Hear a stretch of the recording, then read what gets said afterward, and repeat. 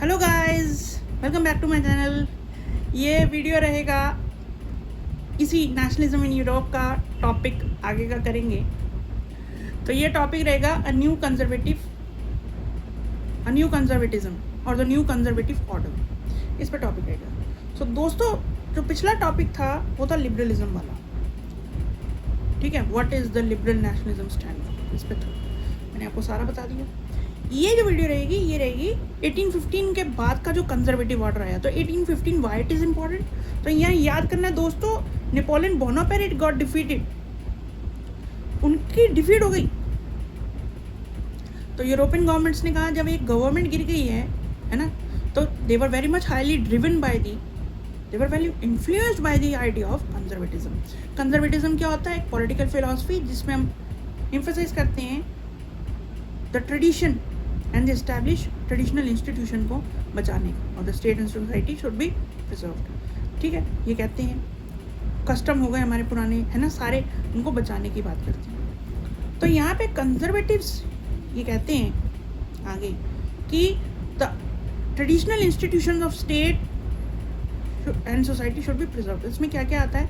Monarchy हो गई, है ना, फर्स्ट हमारे वो हो गए, क्या कहते हैं, चर्च हो गई हमारे, और प्रॉपर्टी हो गई और फैमिली हो गई। चार चीज़ें हैं: प्रॉपर्टी, फैमिली, चर्च और मोनार्की। चारों हमारे स्तंभ हैं, इनको बचाना है। और कंजर्वेटिव्स आगे कहते हैं कि we are appreciating the Napoleonic code as it was further strengthen our autocratic monarchies and help us to establish a conservative model. कि हम तो तारीफ करते हैं नेपोलियन जी के मेजर्स की, कि वो इनफैक्ट हमें मॉडर्नाइजेशन में हेल्प करेंगे और हमारी स्ट्रेंथन करेंगे मोनार्कियल सिस्टम को।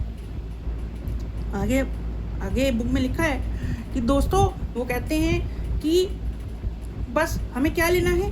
एक डायनेमिक ब्यूरोक्रेसी, एक इकोनॉमी, अच्छी सी इकोनॉमी, एक स्ट्रॉन्ग आर्मी, और एंड ऑफ फ्यूडलिज्म से तो हमारा इनफैक्ट और स्ट्रेंथन हुआ। ये सब स्ट्रेंथन होगा, कंजर्वेटिव ऑर्डर और अच्छे से आएगा।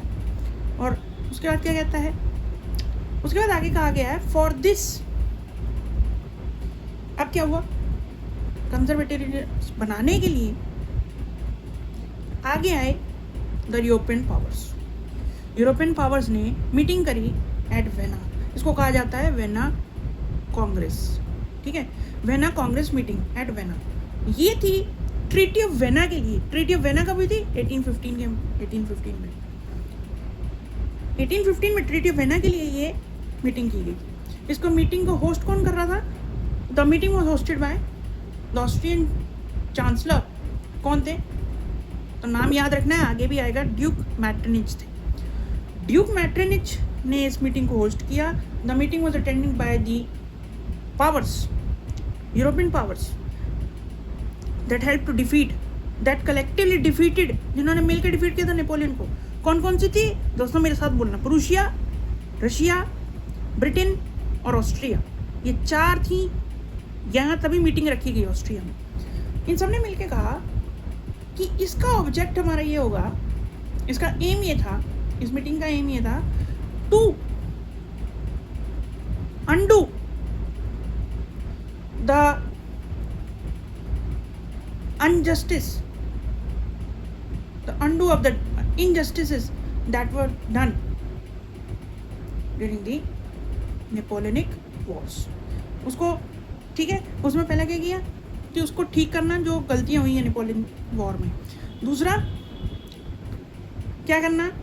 द बॉर्बन, याद रखेंगे फ्रेंच रेवोल्यूशन के टाइम पे फ्रांस में बॉर्बन किंग था लुइस 16, वो 9th में पढ़ा होगा। उसकी डायनेस्टी थी बॉर्न डायनेस्टी को रिस्टोर करना to the power of France, उनको वापस उस थ्रोन को देना।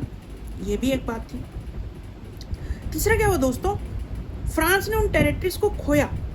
फ्रांस लॉस्ट इट्स टेरिटरीज जो उसने नेक्स्ट की थी या ली थी या छीनी थी ड्यूरिंग दी नेपोलियन एरा। ठीक है, अच्छा आगे क्या हुआ?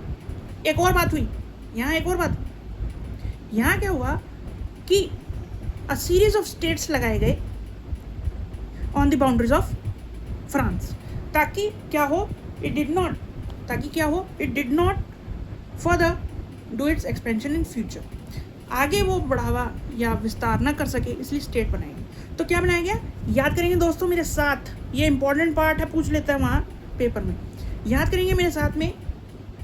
The kingdom of Netherlands which included the modern day Belgium, समझो ये फ्रांस है, मेरे हाथ ये फ्रांस है, ऊपर जो होता है नॉर्थ होता है, नीचे जो होता है साउथ होता है, इधर जो होता है ये ईस्ट है मेरे लिए और ये वेस्ट। तो नॉर्थ पे क्या कर दिया, किंगडम ऑफ नीदरलैंड्स लगा दिया बेल्जियम के साथ। साउथ में क्या किया, साउथ में Genoa was added to the Piedmont नाम की जगह के साथ जेनोवा ऐड कर दिया। फिर क्या हुआ, अच्छा ये दोनों हो गए, उसके बाद क्या हुआ, प्रूशिया, याद रखेंगे प्रूशिया, मैंने बोला था कलेक्टिवली डिफीट किया था प्रूशिया को मिली अ पोर्शन ऑफ सेक्सनी नाम का रीजन मिला, और दूसरा क्या मिला, the important new territories of the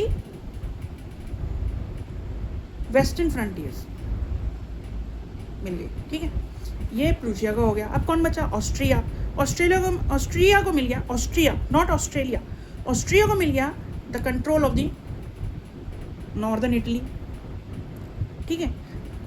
Russia को दिया गया अ पार्ट ऑफ पोलैंड, मैंने बोला है रशिया पुराने टाइम में पोलैंड के बहुत कल्चर को इन्फ्लुएंस करता था, उनको ये पोर्शन मिला, पोलैंड मिल गया और रशिया को।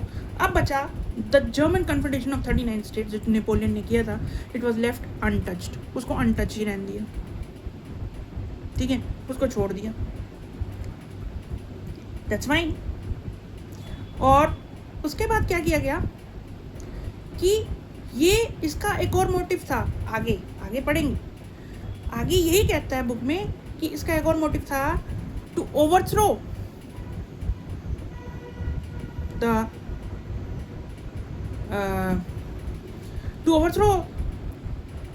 To restore the monarchial forms of government, ठीक है, and establish an new conservative order. इसके लिए उन्होंने क्या किया आगे, इसके लिए आगे उन्होंने किया कि ये होने के बाद सब मिल गया, सबको मिल गया, ये होने के बाद एंड में ये कहा गया कि कंजर्वेटिव रिजिम्स जो थे वो बहुत ही, जो 1815 के बाद वाले थे वो बहुत ही ज़्यादा ऑटोक्रेटिक थी, they were very much autocratic and they did not tolerate any criticism or dissent, so they used to curb the activities, ठीक है, and they used censorship on the newspapers, books, novels that publish the ideas of or talk about the ideas of liberty, freedom, इसकी बात होती थी तो वो censorship लगा देते थे, ठीक है, इसमें आगे लिखा गया है, ठीक है। और लास्टली बोला गया कि जो फ्रेंच रेवोल्यूशन है, it continue to inspire the liberals के लिए एक प्रेरणा स्रोत है फ्रेंच रेवोल्यूशन। और फर्दर कहा गया है कि लिबरल नेशनलिस्ट ने आगे 19th सेंचुरी में कॉन्टिन्यूसली फाइट की against the conservative order, they continuously oppose the conservative order. और एंड में कहा गया सबसे इंपॉर्टेंट जो मेन इशू उठाया गया उनके द्वारा वो था द फ्रीडम ऑफ प्रेस। तो दोस्तों आशा करता हूँ आपको ये वाला वीडियो भी पसंद आया होगा। Don't forget to like, share and subscribe. बहुत सिंपली मैंने बात को रखा है, और तब तक के लिए गुड बाय, बाय बाय।